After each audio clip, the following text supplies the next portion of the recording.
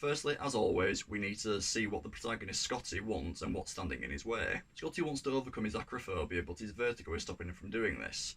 Secondly, Scotty wants to be with Madeline, and his obsession over her denies this from happening. Scotty's two goals present a great writing challenge as they're both linked and affect one another. Will Scotty be able to overcome his vertigo and be with Madeline? So now we've established our protagonist's intention, what is at stake? Externally, Scotty has his fear of heights, which is something physical that needs to be overcome. Internally, his connection to Madeline is what's at stake, and the philosophical stakes relate to the idea of romance and the delusion that Scotty has regarding his romantic connection to Madeline and Judy. Now we move on to the key beats. Our opening shows Scotty chasing the suspect across the rooftops of San Francisco. It's where we get an introduction to Scotty's vertigo and the external stakes of the story.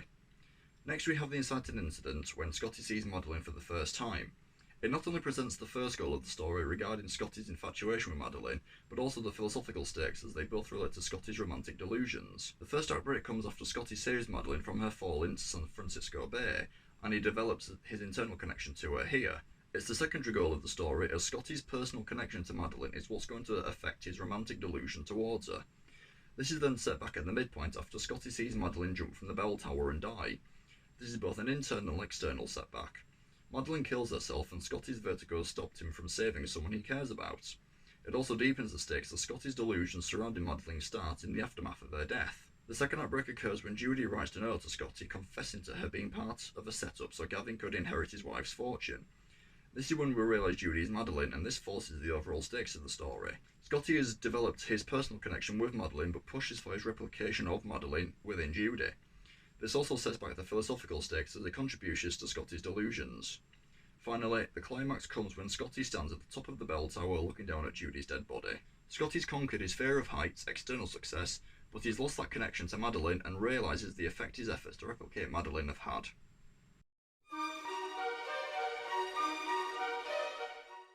So here's the first act.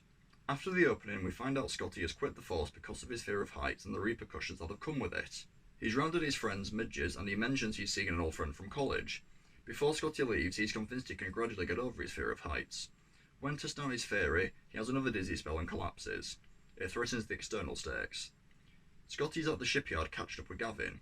Gavin mentions how he's not that interested in shipbuilding business, but has to look after his wife's interests since all of her family have passed on. This shows how Gavin wants out of the shipbuilding business and cares for his wife, which brings us to the next important beat. Gavin is aware that Scotty has left the force due to his vertigo, but he says he wants Scotty to tail his wife. He's worried that she's in harm's way from a dead spirit. Scotty is initially reluctant to get involved but agrees to spy on Gavin and Madeline at dinner, so he can see Madeline up close and personal before following her. This leads us to the inciting incident of Scotty's first encounter with Madeline. The next sequence will go across a few cards as they contain different important beats, and you can refer to our index card sheet to see why. Scotty follows Madeline through the streets of San Francisco. Her first stop is at a florist where she buys a small bouquet of flowers. Madeline's second stop is at a cemetery. She watches over the grave of Carlotta Valdez. Scotty makes a note of the name. Madeline then stops at an art gallery. Scotty notices her flowers and hairstyle match those in a painting of Carlotta Valdez. Madeline stops at the McKittrick Hotel. Scotty watches her go inside and open a blind in a room above the doorway. Scotty enters the McKittrick and finds out that Madeline has a room rented under the name Valdez. He's told by the landlady that she hasn't been in today, and he sees her room untouched and that her car has gone from outside. Whilst mulling over the day's event, Scotty asks Midge who knows most about San Francisco history. Scotty heads to an old bookshop and gallery where he finds out Carlotta's backstory. The McKittrick was built for her by a rich man who eventually cast Carlotta aside and took her child. Carlotta then went mad and committed suicide. Midge finds out from Scotty about the case he's working on. She says she's going to check out the portrait. Scotty meets with Gavin to let him know what he's found. Scotty finds out that Madeline's great-grandmother was Carlotta, and the child that was taken was Madeline's grandmother.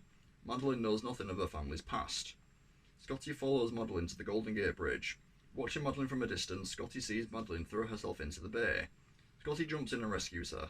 This brings us to the first outbreak when Scotty develops a personal connection with Madeline.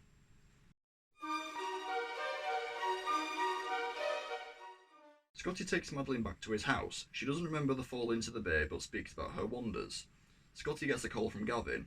He mentions that Carlotta committed suicide at 26, the same age that Madeline is. Madeline leaves while Scotty's on the call. Midge sees Madeline leave. Scotty tells Madeline again and sees that she drives to his house. Madeline posts a letter to Scotty. He catches up to her just before she drives away. Scotty reads the letter in front of Madeline and asks if he can keep her company on her next wander.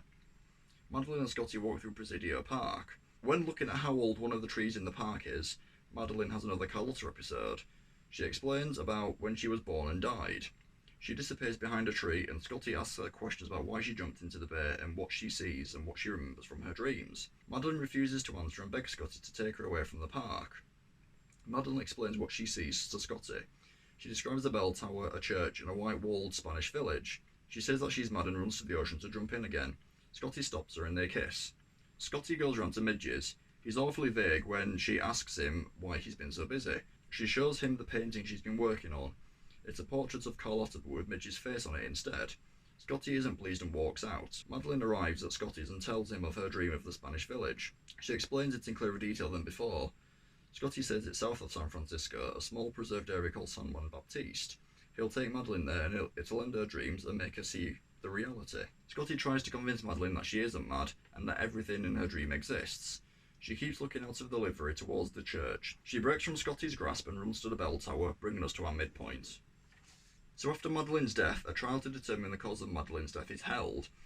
They labour on that Scotty should have done more to save Madeline due to a history of suicide attempts. The jury eventually ruled that Madeline's death was suicide and no blame should be attached to Scotty. After the trial, Gavin tells Scotty he's moving away to Europe with what he has left. That night, Scotty has a nightmare about Madeline's death. In shock with what has happened, Scotty ends up in a hospital. Midge tries to get Scotty to talk, but he won't say anything. Midge talks to a doctor on her way out. She's informed that Scotty is suffering from acute melancholia. Midge says that he's still in love with Madeline, which complicates his recovery. This is also a threat to the philosophical stakes, as Scotty isn't interested in real-world love, but the one that he lost. Once he's out of the hospital, Scotty retraces his footsteps with Madeline, her apartment and her car, the art gallery and the grave.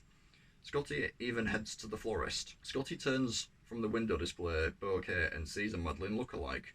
He follows her to her hotel. This is also an internal and philosophical setback, as Scotty's obsession with Madeline is jeopardising his recovery. Scotty talks to the look-alike in her room. She says she's called Judy and has lived in the hotel for a few years.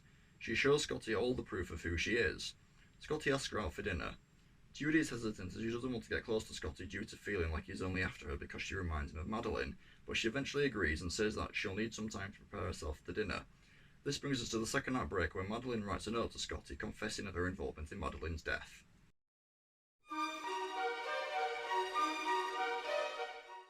So after Judy confesses to Scotty over her past, she throws the letter in the bin and they have dinner at Ernie's. Scotty is distracted by a fellow diner who is dressed in Madeline's memorable grey suit. Scotty promises to take care of Judy and spend time with her. Scotty starts buying Madeline's clothes for Judy. Judy is hesitant to accept and wear them, but Scotty insists on it. Judy wants Scotty to love her for how she is and to stop changing her appearance.